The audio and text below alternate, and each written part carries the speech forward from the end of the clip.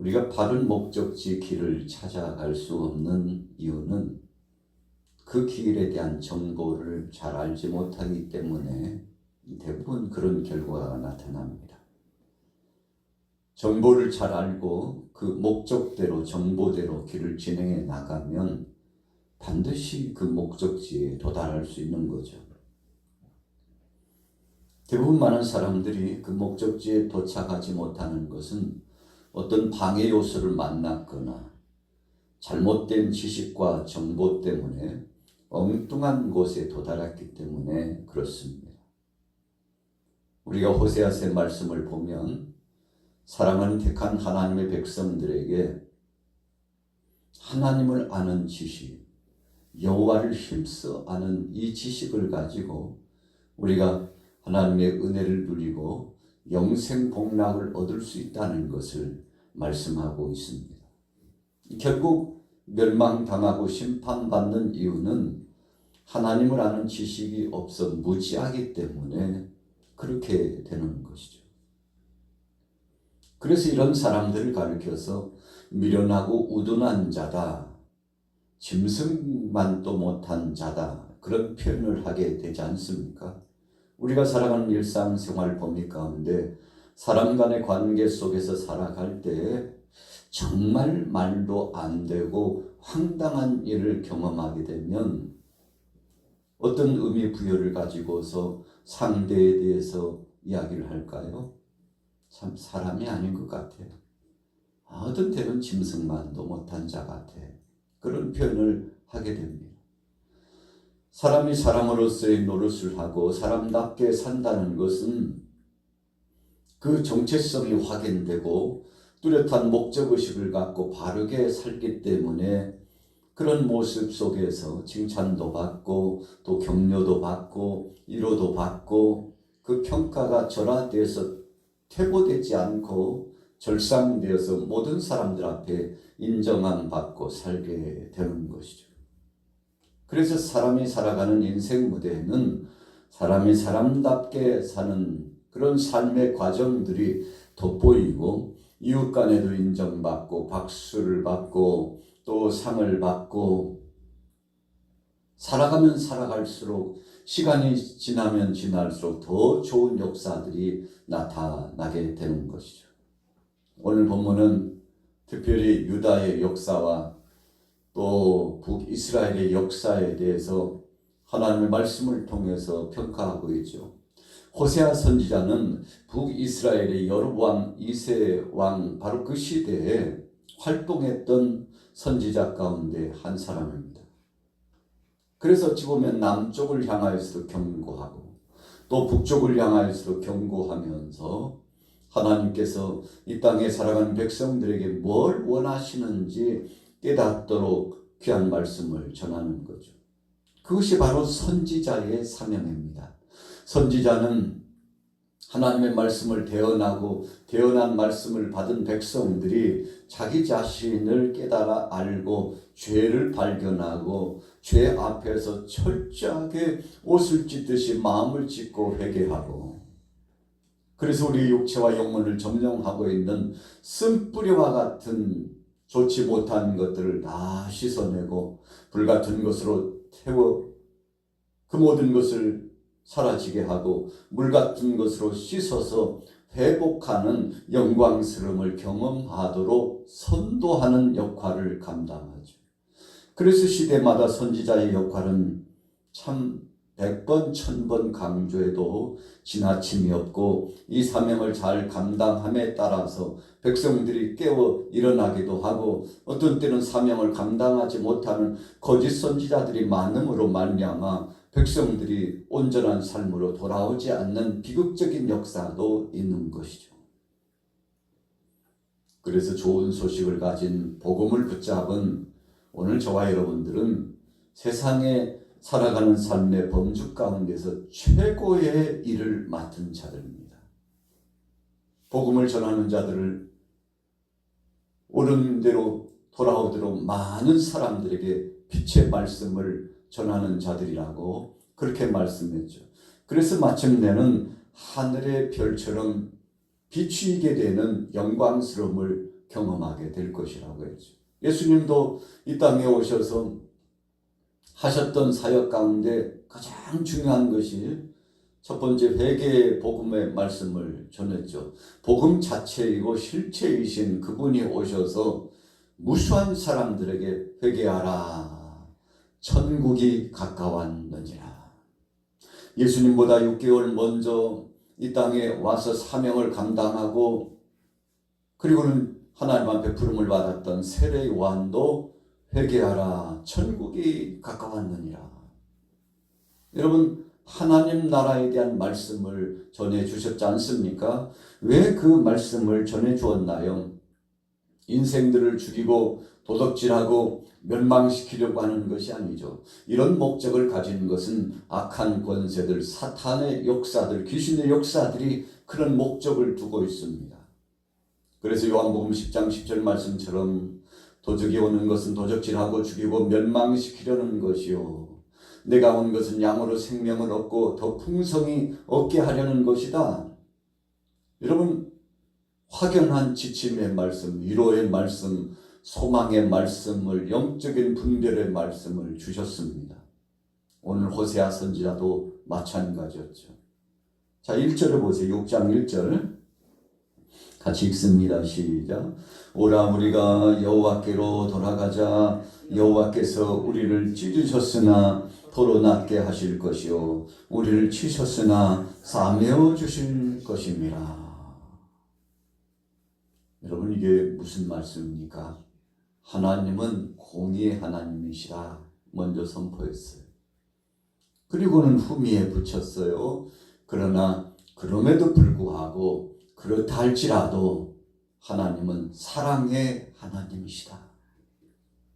하나님께서 우리를 얼마나 사랑하시는지, 우리를 때리실 때도 있었지만, 그래서 상처받고 매맞은 흔적이 있었지만 그 상처와 매맞은 흔적을 다시금 약을 발라주시고 치유하시고 회복하여 주시고 위로하시고 강건케 하고 새롭게 하고 변화를 경험하게 해주시는 분이 바로 인자하시고 자비로우신 전지전능하신 하나님이라고 말씀하고 있죠. 그래서 우리가 이스라엘 역대 왕정의 이야기를 보면 이런 역사가 계속 반복되고 있습니다. 하나님께서 죄를 범한 백성들을 깨닫게 하기 위해서 징치하십니다. 그래서 사랑하는 자에게 매로 하나님께서 그 사랑의 증거를 보여주신다고 했죠. 하나님께서 사랑하는 자에게 매를 들지 않는다면 사생자와 같은 자라고 했습니다. 버리운 자라고 할 것이라고 했습니다. 그만큼 하나님께서 사랑의 매를 때리시는데 그 당시에는 아프고 고통스럽고 감당하기 힘들어도 그 과정을 통해서 자신의 죄를 발견하고 내가 하나님의 뜻을 얼마나 거스리고 하나님 뜻대로 살지 못한 배은망덕한 자요 중죄인인가를 알게 하고 거기서 끝나지 않죠. 그리고는 철저하게 회개하고 돌아올 수 있도록 하나님께서 기회를 허락해 주셨다는 것입니다. 그래서 1절 후미에도 여호와께서 우리를 찢으셨으나, 여러분, 찢으시고 때리시고 그걸로 끝나지 않으시고 도로 낫게 하실 것이요 치셨으나 싸매어 주실 것이요. 참 기가 막힌 말씀입니다. 이 한 구절의 말씀을 통해서 하나님의 속성 두 가지가 나타나는데, 하나님은 죄를 미워하시기 때문에 죄를 그냥 버려두실 수 없어요. 내버려 두실 수 없었어요. 그래서 우리 속에 있는 쓴뿌리와 같은 이 죄악을 다 뽑아내 주시고 빼내 주시고 태워 주시고 씻어 주시고 온전케 해 주셔서 하나님의 영광에 이를 수 있도록 우리를 성령 안에 도와주신다는 거죠. 호세아 선지자가 하나님의 명령을 쫓아서 고멜과 결혼을 하고, 참 인간적으로 보면 도무지 일어날 수 없는 일들이 일어났죠. 그런데 호세아는 알고 있었습니다. 하나님의 그 뜻이 무엇인가를 철저하게 깨달아 알고 있었습니다. 그래서 하나님 뜻에 순종했어요. 왜 순종했습니까? 하나님은 죽이시고 멸망시키려는 것이 목적이 아니라 살리시고 회복시키려는 것이 목적이요.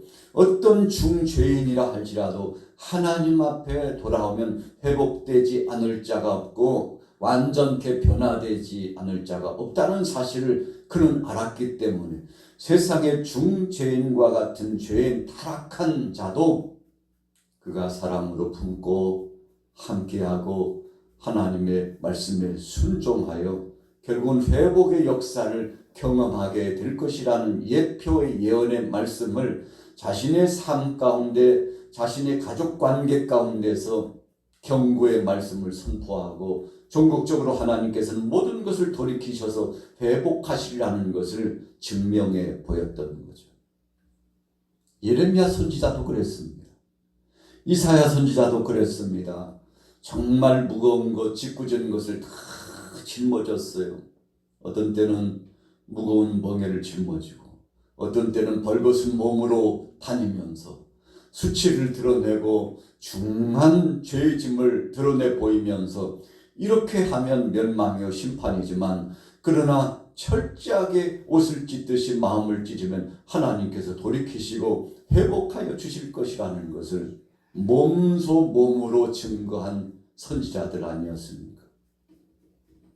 우리가 예수님보다 6개월 먼저 와서 사명을 감당했던 세례요한도 광야에 나가서 메뚜기와 석청을 먹었습니다. 그러면서 하나님의 그 사명을 감당했습니다. 약대 털옷을 입었다고 했습니다. 어찌 보면 참 그 삶이요 말이 아니었어요. 사람들이 비웃을 수 있는 생활이었습니다. 그러나 그렇게 생활하면서도 하나님의 뜻이 이루어질 수 있다면 자기 자신을 철저하게 내려놓고 하나님 영광을 위해서 살아갔죠. 그래서 예수님께서도 사랑하는 제자들에게 말씀하셨죠. 죽고자 하는 자는 살 것이라고 했죠. 십자가를 지고 예수님을 쫓아 나가면 종국적으로 살려지는 역사가 부활의 영광의 소망이 있다고 말씀을 주시고 예수님은 말씀으로만 끝나신 것이 아니고 몸소 하늘에 미랄되셔서 친구를 위하여 목숨을 버리면 이에서 큰 사랑이 없다고 말씀하시더니 진정한 친구가 되어주셔서 사랑하는 12제자 70인의 제자 몰려왔던 그 많은 군중들이 예수를 십자가에 못 박으라고 욕보이고 심지어는 사랑하는 한 제자는 예수님을 은사무실에 팔고 나중에는 절망감이 몰려와가지고 목숨을 끊고 고통스럽게 최후를 마주했죠. 한 제자는 다불기 전에 3번씩이나 예수님을 부인하고 주님을 욕보였는데 그럼에도 불구하고 예수님께서 그들을 용서하시고 그들과 함께 하시고 사랑의 실천자로서 하늘의 미랄처럼 죽은 자 가운데 친히 부활하셔서 영광 중에 소망과 비전을 주셨지 않습니까? 오늘 호세아서의 말씀의 결론적인 것이 뭔가요? 자, 3절 말씀 6장 3절 읽습니다. 시작. 그러므로 우리가 여호와를 알자 힘써 여호와를 알자 그의 나타나심은 새벽 빛같이 어김이 없나니 비와 같이 땅을 적시는 늦은 비와 같이 우리에게 임하시리라 하니라. 여러분 분명히 약속대로 하나님은 그 약속을 지키신다는 겁니다. 우리 사람처럼 실현하지 않는다고 말씀하고 있어요. 하나님을 실망시키는 우리 인생들처럼 하나님 그렇게 하시지 않으시고 긍휼과 사랑과 자비하심으로 다시 오셔서 품어주시고 회복해 주실 건데 걱정하지 말고 믿음으로만 하나님 앞에 나오라고 말씀했죠. 자, 7장 1절에도 보세요. 내가 이스라엘을 치료하려 할 때 에브라임의 죄와 사마리아의 악이 드러나도다.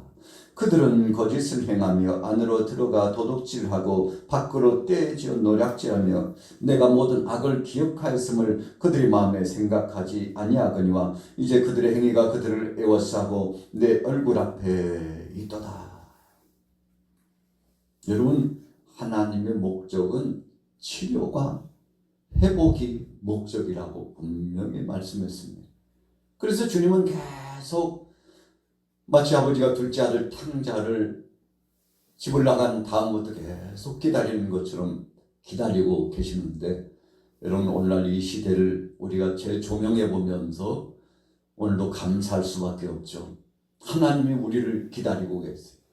우리 대한민국 모든 백성들을 기다리고 계세요. 세계 도처에 있는 모든 심령들을 기다리고 계세요. 문 열어놓고 아버지 하나님이 기다리고 계세요. 오늘 호세아 선지자가 하나님의 공의와 사랑을 선포하면서 하나님은 심판이 목적이 아니고 구원이 목적이라는 사실, 모토와 같은 이 은혜 줄기를 전하고 있는데, 돌아오기만 하면 되는 거 아니겠습니까? 너무 쉬운 거예요. 마음문을 열고 문 밖에 서서 놓고 하시는 주님을 모셔드리기만 하면 되는데, 이것이 너무 쉬운데 이 쉬운 것을 하지 못할 때가 많죠. 이유가 뭡니까? 사악한 원수마귀 권세 사탄이, 귀신의 역사들이 영적 전쟁을 방불케 하는 이 상황 속에 계속 미혹하고 우리를 넘어뜨리고 방해하기 때문에 그렇습니다. 그렇다 할지라도 우리가 믿음으로 주님 앞에 맡기기만 하면 순식간에 변화를 경험하는데, 오늘 수요일 아침을 맞이했습니다. 여러분들과 우리 일상의 삶 가운데 하나님 앞에 나아가는 자, 주님 앞에 맡기는 자, 회개하고 자백하는 자, 그래서 주님의 영광과 은혜를 경험하고 오늘도 믿음으로 승리해서 북이스라엘 여로보암 2세 그 왕정시대에 하나님의 은혜 가운데 창대함을 누렸지만 그것을 감사하지 못하고 계속 죄를 범할 때 하나님의 채찍 막대기가 임할 수밖에 없었으나, 그러나 다시금 돌이켰을 때 하나님의 은혜를 주시는 것처럼 우리의 일상의 삶도 주님 앞에서 새로워지고 변화를 경험하게 되시기를 예수님의 이름으로 축원합니다.